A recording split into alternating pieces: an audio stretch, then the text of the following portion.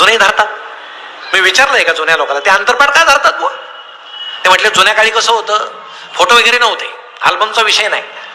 बाप घरी यायचा आणि मुलाला सांगायचा, हे तुझं लग्न जमलं बरं का त्या मुलीशी, तिचा फोटो नाही, मुलगी पाहिलेली नाही, काही नाही. म्हणजे लग्नानंतर एकमेकाला पाहिलेले माणसं आहेत जुने. आणि मग काय व्हायचं, पाहिलेलं नसायचं एकमेकाला. मग नवरदेव इकडे उभा, त्याला त्या मुंडावळे वगैरे भली गर्दी असायची त्याच्या चेहऱ्यावर, नवरी त्या बाजूला पाशिंग वगैरे बांधलेलं, आणि मध्ये ते अंतरपाठवाले असे ते दुष्ट होते बरं का, ते एकमेकाचा चेहरा दिसूच देत नव्हते, असे ताणून धरायचे. मग सगळे एकदा ते मंगल अष्टक झाले की अंतरपाठ खाली केलं की एकमेकाला पाहिजे, अरे हाय काय असं पदरी पडलं, पवित्र झालं. तो म्हणायचा तू का, इलाजच नव्हता. असे लग्न व्हायचे म्हणून अंतरपाठ धरायचे. आता काय गंमत आहे, कोपऱ्यात कुठेतरी स्क्रीन लावलाय आणि तिथं प्री वेडिंग सुरू आहे. तो नवीनच प्रकार आता आपल्याकडे आलेला आहे. लग्नाच्या महिनाभर आधी जातात हे नवरा नवरी, ते फोटोग्राफर पण जातात, असे लुळू लुळू फोटो काढतात त्यांचे असे ते व्हिडिओ. मग हे डोंगरावर हातात हात घेऊन फिरतात. एकच कोल्ड्रिंकची बाटली असते, त्यात 2 नळ्या, ओढा, ते ओढतं. कधी कधी ही फुंकते आणि हे ओढतं. त्याच वेळेस ती म्हणते बावळे, ते काय अडचण नाही. आता आपल्या वेळेस काय झालंय कोणास ठाऊक. मग धबधब्यात पाय सोडून बसतात. काय ते असं छानच ते सगळं स्क्रीनवर चाललेलं असतं. आणि इकडं अंतरपाठवाला असं ताणू ताणू अंतरपाठ धरतो. ते महिना झाला बोंबलत फिरतायत, कशाला धरतो.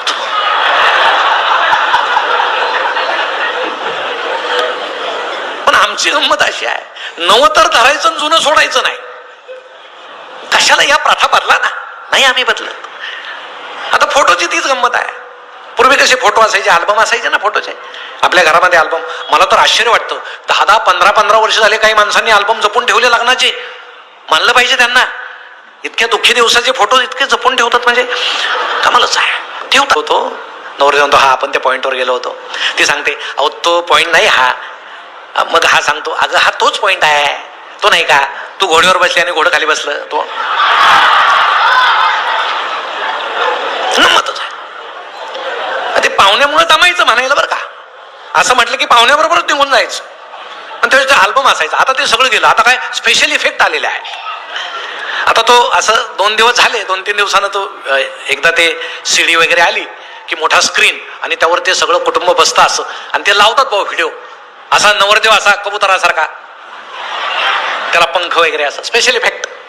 इकडं नवरी चिवचिव चिमटी सारखी अशी, दोघं आभाळात चोचेला चोच, वा वा.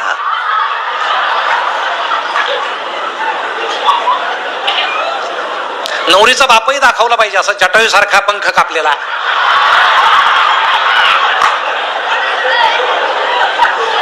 जीभ अशी वाचलेली. पुढचा हप्ता कधी बँकेचा. तेच कशाला, तुझी क्षमता नाही तर कशाला खर्च करून लग्न करतो. आम्हाला हौस आहे. कोरोना संपला आणि आम्ही पुन्हा सुसाट सुटलो. मग मुलीला आनंदानं वाट लावण्याच्या नादामध्ये संपूर्ण कुटुंब जर दुःखी होत असेल तर तुम्ही कशासाठी करताय. आता मुलींनी एक लक्षात घ्या, माझ्या तरुण बहिणींनी, तुम्हीच आता वडिलांना सांगा हुंडा द्यायचा असेल तर माझं लग्न करू नका. आता मुलांना गरज आहे लग्नाची, तुम्हाला नाही. आम्ही फार अडचणीत आहोत सध्या.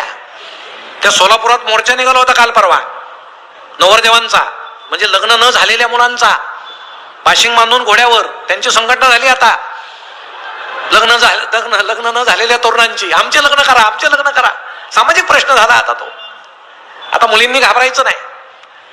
आता काही दिवसांनी अशी गंमत होईल, 4-5 मुलीच एखाद्या मुलाला पाहायला जातील आणि ते चहा घेऊन येईल असं. मग एखादी मुलगी विचारेल तोंडात काय, थुंकतो हा, थुंक बाबा, सरळ उभा राहून दाखव. गमतीच आहे. हे दिवस आता बदलले. आम्हाला चांगले दिवस आले म्हणून आम्हाला आमच्या ताईंचा अभिमान वाटतो. तुम्हाला खूप चांगले दिवस आले. अहो इतके चांगले दिवस आले, आमच्या नगरमध्ये आता पुरुष हक्क समिती स्थापन झाली. म्हणजे पूर्वी स्त्री हक्क समित्या होत्या, आता पुरुष घाबरायला लागले, आमच्यावर अन्याय व्हायला लागले. हा पूर्वीचा काळ तसा कठीण होता ना.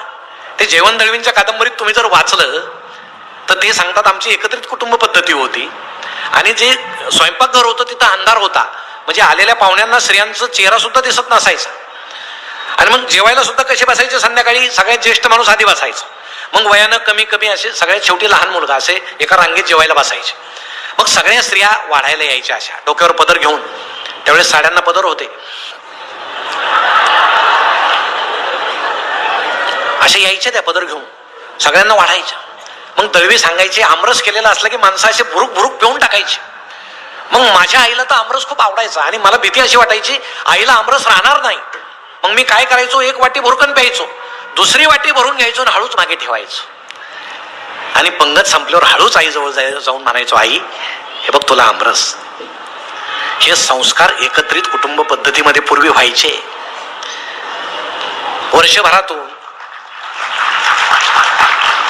वर्षभरातून साड्यावाला घरी यायचा. काय कोणाला साड्या घ्यायच्या घरातच घ्यायच्या, बाहेर पडायचं नाही. पूर्वीच्या स्त्रिया, आता बघा आता किती स्वातंत्र्य आहे आपल्याला. साड्यांच्या दुकानाबाहेर बघा आमचे पुरुष किती बिचाऱ्या चेहऱ्याने उभे असतात. असे ओळखून घ्यायचं यांच्या सौ आज साड्या घेत आहे, हे आपलं उभं असतं बिचारा. काय करणार, इलाज नाही. किती स्वातंत्र्य आपल्याला मिळालं. त्या स्वातंत्र्याचा उपभोग तुम्ही घ्या. आमच्या सावित्रीबाई जिजाऊमुळे हे दिवस तुम्हाला आलेले आहे, ती आनंदाची गोष्ट आहे. म्हणून आपला आनंद याच्यात आहे. तुमची वेदना, तुमची दैना आता कमी झालेली आहे. विधवा स्त्रीनं पांढरी साडी घालावी, दागिने घालू नये हा विषय गेला. का घालू नये? अहो ज्याची पत्नी वारली तो पुरुष कधी सफेद कपडे घालतो का? चंपी करतो का? तो तर असा समाजात छान राहतो. माझे मुलं उपाशी मरतील भाऊ, मला आता दुसरं करावं लागेल. मुलगे कसले उपाशी मरतात, यालाच घाई झाली.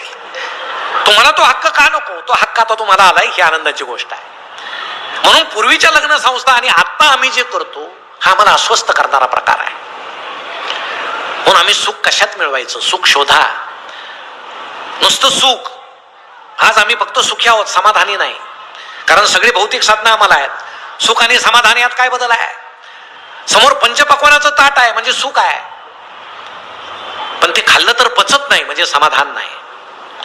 झोपायला फोमची गादी आहे म्हणजे सुख आहे, पण त्यावर झोप लागत नाही म्हणजे समाधान नाही. आजचा माणूस फक्त सुखी आहे, समाधानी नाही. म्हणून आम्ही अस्वस्थ आहोत. मग आमच्या जुन्या लोकांना सुद्धा वाटतं लहान मुलं ठीक आहे, तरुण मुलं ठीक आहे. आता आम्ही वय जसं आमचं होत चाललं, घराचं आमच्याकडे दुर्लक्ष व्हायला लागलं. ज्येष्ठ लोकांना वाटतंच. पण आमचे काही ज्येष्ठ आजोबाच्या वडिलांच्या वयाची माणसं येत आहे, त्यांना मी एकच सांगतो, निसर्गाच्या विरोधात कधी वागू नका. निसर्ग आपल्या मदतीला असतो. जसं जसं आपलं वय होत जातं आपल्याला कमी ऐकायला यायला लागतं. ही निसर्गाने केलेली सोय आहे. कारण आपल्याविषयी कोणी चांगलं बोलवलंय त्याचा भरोसा राहिलेला नाही, तरी आम्ही कानात ते यंत्र घालतोच. आणि एखाद्या दिवशी सून फटकन बोलते की दिवसभर असंच. जसं वय होत जातं कमी दिसायला लागतं. ही निसर्गाने केलेली सोय आहे. कारण तुम्हाला अपेक्षित जग राहिलेलं नाही आहे. ते धुसर झालेलं चांगलं, अस्पष्ट झालेलं चांगलं, तरी आम्ही पुन्हा जाड जाड भिंगाचे चष्मे घालून जग पाहतो आणि दुःखी होतो.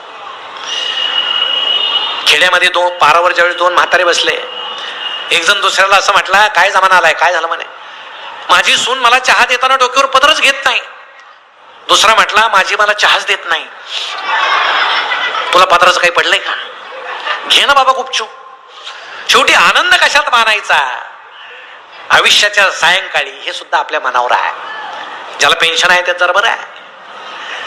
25 पासून जरा चहामध्ये जास्त सुंठ पडते, आलं पडतं, जास्त दूध पडतं. चहा सकडक 1 तारखेपर्यंत. 1 ला पेन्शन काढून घेऊस तर पुन्हा 2 ला कोरा चहा 25 तारखेपर्यंत. आमचे एक ओळखीचे आजोबा आहेत, नोकरीला होते. ते आता पेन्शन सगळी सून काढून घेते म्हणून हळीच 2-3 नोटा असे पाय मोज्यात लपवतात पटकन बँकेतच. ते समजल्यापासून सून आता त्यांना रोज म्हणते, बाबा पाय मोज्याचा वास येईल, धुवायला द्या.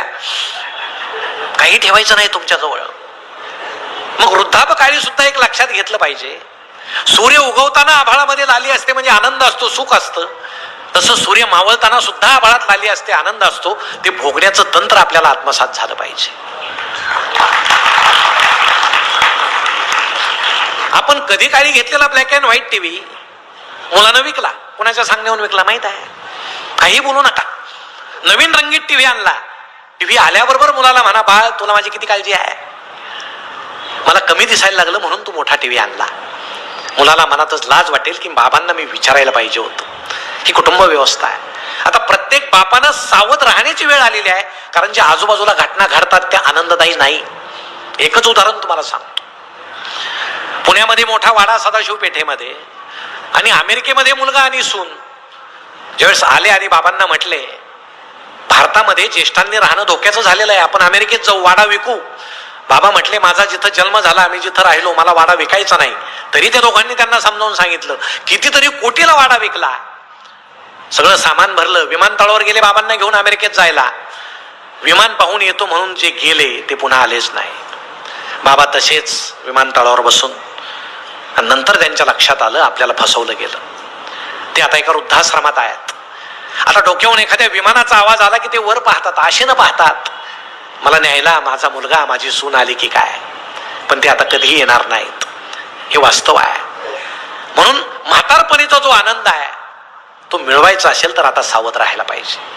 आमची सून कशी असो तिच्याशी जुळून घेतलं पाहिजे. शेवटी तो आपला मुलगा आहे, आपल्या रक्ताचा आहे. आपण त्याच्याशी जुळून घेतलं पाहिजे. आणि ह्या सगळ्या आनंद शोधण्याच्या नादामध्ये आपल्याला आनंद कुठे सापडेल तो आनंद आपण घेतला पाहिजे. नाही तर आम्हाला तो सापडतच नाही. सकारात्मकतेनं जगा ना, आनंदानं जगा ना. आम्हाला ते दिसतच नाही आनंद कुठे आहे. आमचे हे फार उशिरानं घरी आले आणि आल्याबरोबर त्यांची पत्नी म्हटली किती उशीर गेला तो. मगापासून मांड्या म्हणतोय माकड पाहायचं माकड पाहायचं. आता जो सकारात्मक आहे तो काय म्हणेल, तुझा आवर बांड्याचा आवर, आपण माकड पाहून येऊ. पण जो नकारात्मक आहे तो काय म्हणेल, मला पोरासमोर माकड म्हणतेस. आता ते म्हणेल म्हणायची काय गरज आहे, गमती आहे. कुठल्या डोळ्यानं जग पाहावं त्यावर आनंद आहे. एक स्त्री ज्यावेळेस कापड बाजारातून चालली पेठेमधून, एक डोळा तिचा असा चकना होता, बालपणापासून दिसतच नव्हतं. बोटाला मूल धरलेलं. आणि ती मुलाला म्हटली बाळ आज या बाजूची सगळी दुकानं बंद आहेत. मुलगा म्हटला आई घाबरू नको, येताना उघडतील. कुठल्या डोळ्यानं जग पाहायचं ते आपण ठरवायचं.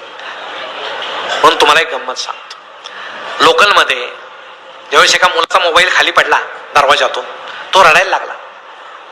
एक बाबा त्याच्या समोर आले आणि म्हटले का रडतो.